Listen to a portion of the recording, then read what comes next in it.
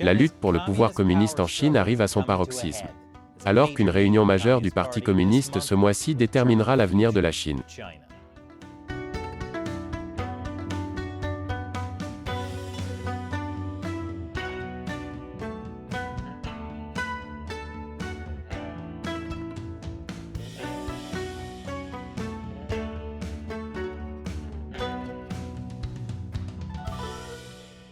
Bienvenue à Chine non censurée, je suis Chris Chappell. Le 16 octobre débute le 20e Congrès national du parti, la réunion la plus importante du Parti communiste chinois. Xi Jinping devrait annoncer son intention de rester à la tête du Parti communiste et, entre guillemets, de devenir président de la Chine. Bien entendu, le terme président n'a pour but que de tromper les gens, puisqu'il n'y a pas d'élection populaire en Chine. Il s'est donné beaucoup de titres. Mais son titre le plus élevé est secrétaire général du Parti communiste chinois. Pour en arriver là, Xi a dû passer des années à accumuler un énorme pouvoir personnel. On l'a appelé le président de tout. En une décennie, la soi-disant campagne anticorruption de Xi Jinping a purgé 5 millions de fonctionnaires. Ce qui est insensé, puisque c'est un nombre de corps encore plus élevé que celui purgé dans n'importe quel film de purge. Mais si vous avez suivi cette émission, vous savez que ces purges n'avaient pas vraiment pour but de se débarrasser de la corruption.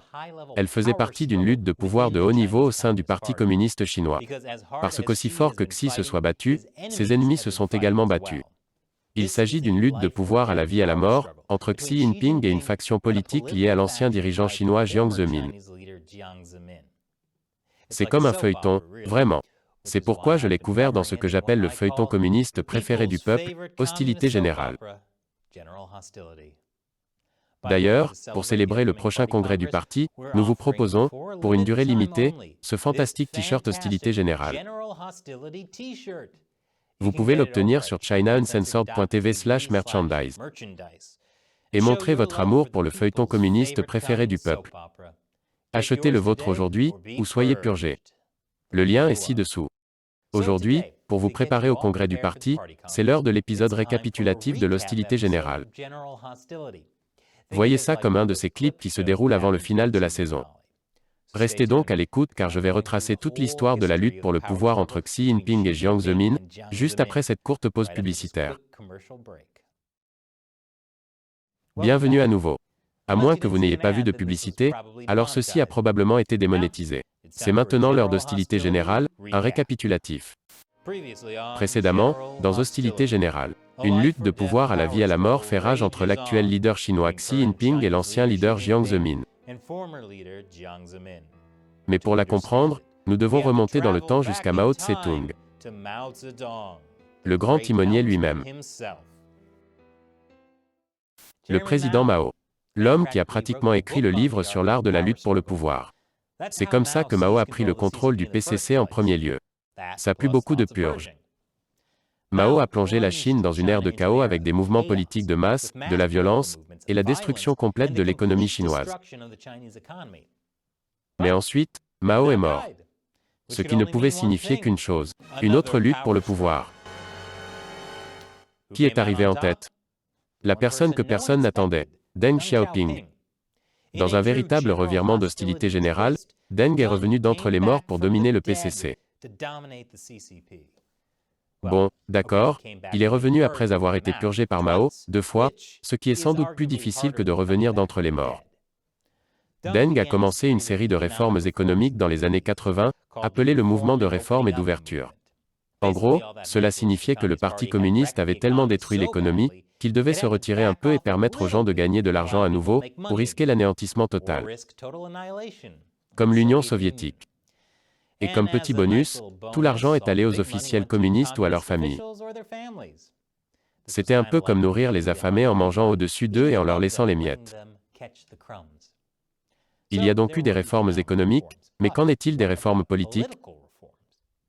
Voici Hu Yaobang et Zhao Ziyang. Ils étaient connus comme les mains gauche et droite de Deng Xiaoping. Ils étaient chargés de mettre en œuvre ces réformes économiques. Mais ils étaient également intéressés par les réformes politiques. Ou du moins, ils n'étaient pas opposés aux réformes politiques, comme une plus grande liberté d'expression et de la presse. Ils ont également lancé leur propre campagne anticorruption, qui visait même les enfants des hauts fonctionnaires. Hu Yaobang a même présenté des excuses pour la mauvaise gestion du Tibet par le Parti communiste, et a fait pression pour une plus grande autonomie. Et si vous êtes un fan de cette chaîne, vous savez déjà comment ces réformes politiques ont fonctionné pour eux. Je n'ai jamais été aussi triste en regardant un préquel depuis Star Wars épisode 1. Burke. Disons simplement que certains responsables de la ligne dure du Parti communiste n'ont pas apprécié les idées réformistes de Hu et Zhao. Ce qui ne peut signifier qu'une chose. Une autre lutte pour le pouvoir. Les partisans de la ligne dure ont finalement forcé Hu Yaobang à prendre sa retraite. Mais, il était vraiment populaire auprès de vous. Et quand il est mort en avril 1989, des dizaines de milliers d'étudiants se sont rendus sur la place Tiananmen pour le pleurer. C'est devenu les manifestations de la place Tiananmen. Et nous savons tous comment ça s'est terminé. Je n'ai pas été aussi triste en regardant un préquel depuis Star Wars épisode 2. Double Burke. Le massacre de la place Tiananmen, c'était le Parti communiste qui disait qu'il n'y aurait aucune réforme politique ou sociale. Quiconque s'opposait au parti se faisait faucher. Mais Deng Xiaoping avait un problème. Les partisans de la ligne dure du parti ont imputé les protestations à Zhao Ziyang et l'ont assigné à résidence pour le reste de sa vie. Zhao était censé être le successeur de Deng. Deng avait besoin de trouver quelqu'un d'autre, rapidement. Quelqu'un qui poursuivrait ses politiques économiques, mais qui apaiserait les partisans de la ligne dure au sein du parti et ne ferait aucune réforme politique. Et cet homme s'est avéré être Jiang Zemin, secrétaire du parti de Shanghai. Oui, on arrive enfin à lui. Hostilité générale a plus d'histoire que le Silmarillion. Quand Jiang est arrivé au pouvoir, il était en position de faiblesse. Comme il était de Shanghai, sa base de pouvoir à Pékin était assez petite. Ce qui ne pouvait signifier qu'une chose. Une autre lutte pour le pouvoir. En fait, il y aurait même eu une tentative de coup d'État contre Jiang. Vous remarquez déjà un schéma? Les leaders du Parti communiste ont plus de drames sur la succession que dans la série Succession. Et ils n'ont même pas Brian Cox pour lier le tout. Même Deng Xiaoping, qui exerçait encore le vrai pouvoir, n'aimait pas vraiment Jiang. Rappelez-vous qu'il n'a jamais voulu que Jiang Zemin arrive au pouvoir. En fait, lors de sa célèbre tournée dans le Sud en 1992, il a critiqué Jiang de manière à peine voilée. Et peu après, il a déclaré que Hu Jintao remplacerait Jiang au Congrès national du peuple de 2002. Oh, méchant.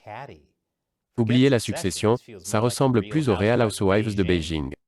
Comment Jiang est-il passé de cette position de faiblesse à la création d'une clique politique qui a dominé la Chine pendant plus d'une décennie? Hostilité générale sera de retour après cette courte pause commerciale. Bienvenue à Hostilité générale. Jiang Zemin et sa clique politique tiennent la Chine d'une main de fer depuis plus d'une décennie. Mais ils constituent un obstacle menaçant pour les rêves de pouvoir de Xi Jinping. Comment Jiang est-il devenu si puissant? Eh bien, en tuant un grand nombre de pratiquants de Falun Gong. Le Falun Gong est un mouvement spirituel qui est devenu populaire en Chine dans les années 90. En 1999, le gouvernement estimait que jusqu'à 100 millions de personnes pratiquaient le Falun Gong en Chine. C'est plus que le nombre de membres du Parti communiste chinois à l'époque. Cela rendait les partisans de la ligne dure du parti nerveux. Jiang savait qu'il pouvait en tirer profit. Pendant des années, Jiang a essayé de s'en prendre au Falun Gong. Persécuter un groupe pour atteindre le pouvoir pour soi-même. Pourquoi ça me semble si familier? Oh ouais, c'est comme ça que Palpatine est devenu empereur dans Star Wars épisode 3. Triple Burke. Mais en avril 1999, 10 000 pratiquants de Falun Gong se sont rassemblés à Pékin pour demander la fin du harcèlement et le droit de pratiquer librement leurs croyances. Une grande manifestation, près de la place Tiananmen, près du 10e anniversaire des manifestations de 1989, le Parti communiste a paniqué. Et Jiang était là pour attiser les flammes. Il affirmait que le Falun Gong représentait une menace pour le Parti communiste et que ses membres avaient infiltré tous les niveaux du gouvernement. Jiang a donc déclaré que la seule solution était de le laisser mettre en place une Gestapo extralégale qui ne répondait qu'à lui ou à une personne nommée par lui. Cela s'appelait le Bureau 610. Nommé ainsi parce qu'il a été créé le 10 juin. Pas très créatif, je sais, mais toujours légèrement mieux que de l'appeler la Gestapo. Jiang et ses collaborateurs du Bureau 610 ont dominé l'appareil de sécurité interne de la Chine. En quelques années, la Chine a dépensé plus pour sa police intérieure que pour son armée. Je suis choqué qu'ils n'aient pas choisi ça pour leur tenue. Mais Jiang avait un problème. Au moment où sa force de police extralégale le rendait plus puissant que jamais, il a dû quitter la tête du Parti communiste. Ce qui ne pouvait signifier qu'une chose. Une autre lutte pour le pouvoir. Lorsque Jiang s'est officiellement retiré en 2002, il s'est assuré qu'il contrôlait toujours tout en coulisses. Sur le papier, Hu Jintao était désormais le chef du Parti communiste. Mais Jiang s'est assuré que Hu n'avait aucun pouvoir. En fait, Jiang a pu élargir le comité permanent du Politburo de 7 membres à 9 membres. Et tout le monde, sauf Hu Jintao et son allié Wen Jiabao, travaillait pour Jiang. C'est pourquoi, même si Jiang était officiellement à la retraite, il était toujours au premier plan, juste à côté de Hu, pour toute réunion importante. En fait, on pense généralement que Jiang a même essayé d'assassiner Hu. Il a évidemment échoué. Mais ensuite est arrivé Xi Jinping. Et la poigne de fer de Jiang s'est finalement brisée. Ce qui ne pouvait signifier qu'une chose, une autre lutte pour le pouvoir. Hu Jintao était censé n'avoir que 2 mandats de 5 ans. La question était de savoir qui allait le remplacer. De toute évidence, Jiang et ses acolytes voulaient un des leurs. Et ils ont choisi ce type, Bo Xilai. L'histoire de Bo Xilai est folle, même pour le Parti communiste chinois. Je pourrais en faire un épisode entier, alors voici la version abrégée. En gros, Bo a gravi les échelons en participant activement à la persécution du Falun Gong par Jiang. À tel point qu'il a été poursuivi pour cela au niveau international. Vous savez que vous êtes extrême quand la communauté internationale regarde tout ce que le PCC a fait et pense, c'est très bien, mais ce type est allé trop loin. Vous voyez, la persécution du Falun Gong par Jiang devenait un handicap. Jiang a promis au parti qu'il les éliminerait en 3 mois. À ce stade, plus de 10 ans plus tard, il avait totalement échoué. Et en réponse aux actions de Jiang, le Falun Gong était devenu un mouvement international, exposant les crimes contre l'humanité de Jiang et de ses acolytes. En d'autres termes, il donnait une mauvaise image du parti. Hu Jintao et son seul véritable allié, le Premier ministre Wen Jiabao, en ont profité pour riposter contre la faction de Jiang. Selon un câble de l'ambassade américaine ayant fait l'objet d'une fuite, Wen a fait valoir avec succès que l'exposition internationale négative importante de Bo en faisait un candidat inapproprié pour représenter la Chine à un niveau international encore plus élevé. Bo a riposté, allant jusqu'à mettre Hu Jintao sur écoute. Mais cela a essentiellement permis à Xi Jinping d'accéder au pouvoir à la place de Bo. Xi était un candidat de compromis. Jiang ne voulait pas de Xi, mais il s'est dit qu'il pouvait toujours avoir ses propres hommes pour contrôler Xi comme il contrôlait Hu. Alors Bo Xilai, avec plusieurs autres membres de la faction Jiang, a essayé d'organiser un coup d'État contre Xi. Tout a mal tourné, et Hu Jintao a pu purger Bo Xilai pour se défendre contre Jiang. C'est trop compliqué à expliquer ici, mais cela implique des prélèvements d'organes, le meurtre d'un homme d'affaires britannique, la fuite à minuit du bras droit de Bo au consulat américain habillé en femme. Vous savez quoi? Je devrais peut-être faire un épisode séparé sur ce sujet. C'est assez sauvage, même pour hostilité générale. Mais le résultat est que la tentative de coup d'État a mis Xi Jinping, l'homme de compromis supposé neutre, sur le sentier de la guerre contre la faction Jiang. Ce qui ne peut signifier qu'une chose. Une autre lutte pour le pouvoir. Et il s'avère que Xi a un don pour les luttes de pouvoir. Bo Xilai est en prison maintenant, avec ses 5 millions d'autres fonctionnaires. Xi Jinping a fermé le bureau 610. Et au fil des ans, il a pris le contrôle de chaque partie des forces militaires et policières du Parti communiste, en purgeant les éléments corrompus, en démantelant lentement mais sûrement l'emprise de la faction de Jiang. Et maintenant, Xi est sur le point de briser la limite de 2 mandats à la tête du Parti communiste lors du prochain congrès du parti. Cela lui donnera-t-il le pouvoir dont il a besoin pour briser une fois pour toute la faction Jiang et diriger la Chine d'une main de fer encore plus lourde? Vous le saurez la prochaine fois, dans l'émission Hostilité Générale. Et maintenant, vous êtes tout prêt pour le congrès du parti.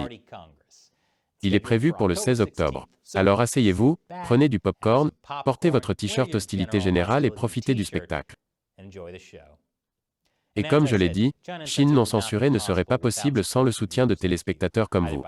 Que ce soit en likant et en vous abonnant, en partageant l'émission avec vos amis et votre famille, en achetant un super t-shirt ou en soutenant directement le site de financement participatif Patreon. Ce sont ces fans que j'appelle l'armée de 50 centimes de Chine non censurée, qui nous rejoignent dans la lutte contre le Parti communiste chinois. Pour les remercier, je réponds à leurs questions ou commentaires. Celui d'aujourd'hui vient de Sean Vicoren. Il est peut-être utile de mentionner qu'un abonnement à YouTube Prime ne vous donne presque rien. Je suis passé à Patreon dès que j'ai été évalué. Ah, excellent point Sean. Oui, beaucoup de gens me posent cette question. Est-ce qu'un abonnement à YouTube Prime nous aide? Pas vraiment. Cela aide YouTube, c'est sûr, et vous n'aurez pas à regarder les publicités. Mais YouTube ne nous donne presque rien lorsqu'un membre premium regarde l'émission. Je n'exagère vraiment pas quand je dis que, même $1 par épisode sur Patreon représente beaucoup plus que ce que nous recevons de YouTube. Si vous souhaitez soutenir l'émission et que vous ne pouvez pas vous permettre $1 par épisode, vous pouvez également choisir le nombre d'épisodes par mois que vous souhaitez soutenir. Alors Sean, merci pour votre soutien. Et merci d'avoir regardé. Que pensez-vous des luttes de pouvoir internes du Parti communiste? Laissez un commentaire ci-dessous et n'oubliez pas de vous abonner. Et si vous le pouvez, soutenez Chine non censurée sur patreon.com/China Uncensored. Le lien est ci-dessous. Une fois encore, je suis Chris Chappell, à la prochaine fois.